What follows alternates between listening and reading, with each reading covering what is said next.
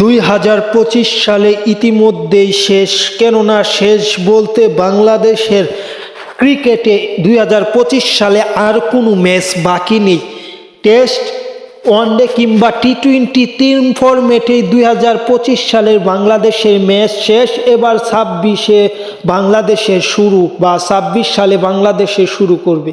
তার আগে আমরা মূলত এই ভিডিওর মাধ্যমে জানব 2025 সালে বাংলাদেশের তিন ফরম্যাটে সর্বোচ্চ রান সংগ্রাহক কে, তাই জানবো, বা কে এই বছর কোন ফরম্যাটে সবচেয়ে বেশি রান করেছে তাই জানবো।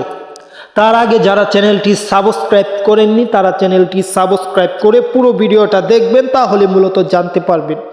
বাংলাদেশের টেস্টে বাংলাদেশের হয়ে সর্বোচ্চ রান করেছেন নাজমুল হোসেন শান্ত, টেস্টে বর্তমান অধিনায়ক। তিনি এখন পর্যন্ত টেস্টে 532 রান সংগ্রহ করেছে 2025 সালে। এবং টেস্টের পর যদি আমরা ওয়ানডে দেখি, সেখানে ওয়ানডেতে আছে তৌহিদ হৃদয়।